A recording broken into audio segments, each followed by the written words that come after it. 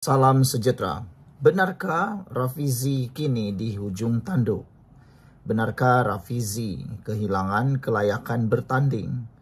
Adakah Rafizi akan hanyut? Kongres PKR bergelora, Rafizi bakal hanyut. Izzah cetus gelombang baru, kata laporan ini. Menjelang pemilihan pucuk pimpinan PKR yang bermula esok, tumpuan utama tertumpu kepada nasib timbalan Presiden Rafizi Ramli yang dilihat kini berada di persimpangan paling penting genting dalam karier politiknya. Suasana hangat mula dirasai sejak Kongres Angkatan Muda Keadilan AMK dan Wanita PKR dirasmikan petang ini. Dengan suara-suara dalaman dan pemerhati politik bersetuju bahawa Rafizi berdepan kemungkinan besar kehilangan jawatan nombor 2 parti. Tiada isyarat sokongan terbuka daripada Presiden Parti Anwar Ibrahim setakat ini. Sesuatu yang dilihat bakal menjadi game changer sekiranya berlaku di saat akhir.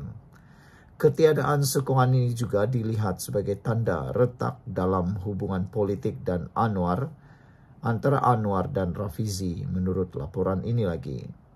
Hanya 4 bulan lalu, Anwar secara terbuka mencadangkan agar Rafizi diberi laluan mudah bagi mengekalkan kestabilan parti. Namun, angin politik dalam PKR berubah pantas. Kemasukan Nurul Izzah Anwar ke dalam gelanggang merebut jawatan timbalan Presiden telah mengubah segala-galanya. Yang menghidupkan semula perebutan kuasa yang selama ini cuba dielakkan. Anak sulung Perdana Menteri itu meraih sokongan meluas, termasuk daripada Ketua AMK Adam Adli Abdul Halim yang menyamakan momentum Nurul Izzah dengan lonjakan populariti Rafizi pada pemilihan parti terdahulu. Sebelum ini, timbul desakan agar Menteri Dalam Negeri Saifuddin Nasution Ismail kembali mencabar Rafizi. Namun selepas 2 kekalahan berturut-turut kepada Azmin Ali pada 2013 dan Rafizi sendiri pada tahun 2022, Saifuddin tidak lagi dianggap calon yang berdaya saing. Dengan ketiadaan pencabar yang setanding, munculnya Nurul Izzah dilihat sebagai penyelamat kepada KEM yang mencari alternatif daripada Rafizi jika tewas bangkit lebih lantang. Sekiranya tewas, Rafizi sebelum ini berikrar untuk melepaskan jawatannya sebagai Menteri Ekonomi, tambah yang bakal membebaskannya, langkah yang bakal membebaskannya daripada kekangan kabinet dan etika seorang menteri. Jika dia kalah, dia akan dibuka kuncinya. Jika dia kekal terbelenggu dalam kabinet, tiada ruang untuk dia bercakap dan bertindak, kata seorang penyokongnya kepada Malaysia Kini. Rafizi yang dibuka kunci ini menurut mereka bakal menjadi suara yang lebih lantang, bebas daripada protokol pentadbiran dan bersedia untuk menyuarakan ketidaksetujuan secara terbuka termasuk dalam isu-isu sensitif seperti pelantikan semula Azam Baki sebagai Pesuruhjaya SPRM. Malah sepanjang tempoh kempen, beliau dilihat tidak gemar mengkritik proses pemilihan parti sendiri, meletakkan dirinya sebagai pejuang kebenaran maupun berdepan risiko karena politiknya yang sempit sendiri.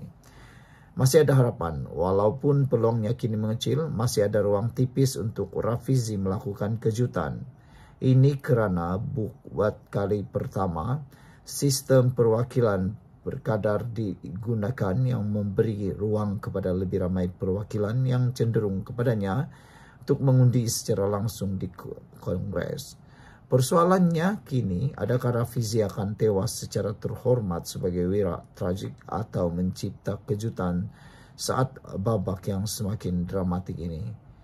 Apapun hasilnya, satu perkara jelas-jelas sedang menyaksikan antara pergelutan kuasa paling sengit era reformasi bermula. Sekian untuk kali ini, jangan lupa tinggalkan komen Anda. Salam sejahtera. Ini barulah betul-betul memalukan Perikatan Nasional Muhyiddin Yassin. Lebih 20 bulan, satu pelaburan pun tak masuk lagi di SG4. Apa dah jadi? Sedangkan semasa mereka memperkenalkan SG4 ini, pembangkang galak, ego, sombong, menyatakan kononnya mereka lah paling hebat. Dengan dibantu oleh penasihat mereka iaitu Tun Mahathir, mereka kata SG4 akan menjadi dominan, akan menggantikan dan menyaingi kerajaan pusat dan akan membuatkan Anwar Ibrahim kononnya dengki. Akhirnya apa jadi? Ini satu pendedahan maklumat data yang mengejutkan ramai orang. Bayangkan sajalah, sudah 20 bulan ditubuhkan SG4, satu pelaburan pun tak masuk lagi. Apa dah jadi, kata laporan di dalam Harapan Daily ini. Sehingga kini, selepas lebih 20 bulan, tiada satu pun pelaburan asing yang berjaya dibawa masuk ke 4 negeri di bawah pentadbiran Perikatan Nasional atau dikenali sebagai SG4. Sebelum kita teruskan ulasan kali ini, jangan lupa siapa ada masalah gout, kencing manis, tinggi darah, sila tekan butang produk yang ada dalam video ini. Produk ini murah, berkesan dan memberikan Anda kelegaan. Lebih baik daripada itu, beribu-ribu orang sudah menggunakannya. Mereka kata memang sangat berbaloi dengan harga. Kita teruskan ulasan kali ini. Setiausaha Agung Amanah, Faiz Fadzil mempersoal, apa sudah jadi dengan kenyataan sebelum ini bahawa syarikat daripada Korea Selatan, Jepun dan China berminat untuk melabur SG4. Menurut beliau, dakwaan kononnya kerajaan persekutuan menjadi penghalang kepada potensi pelaburan di Perlis, Kedah, Kelantan dan Terengganu adalah tidak berasas dan tidak dibuktikan sehingga sekarang. Sebaliknya, beliau membangkitkan satu persoalan lebih besar. Adakah kegagalan ini sebenarnya berpunca daripada ketidakupayaan Perikatan Nasional PN di peringkat negeri sehingga tiada satu pun pelabur yang masuk, terutama dalam sektor pelaburan, pelombongan unsur nadir bumi RII. Menteri Besar Kedah Muhammad Sanusi mendakwa prosedur operasi standard SOP pelombongan RII sengaja dilewatkan oleh kerajaan persekutuan dan ini menghalang pelaburan ke dalam SG4. Dakwaan ini tidak berasas sebenarnya kerana SOP berkenaan telah pun diluluskan oleh kerajaan Madani dan telah dimaklumkan kepada negeri-negeri sejak November 2023. Namun demikian, masih belum ada pelabur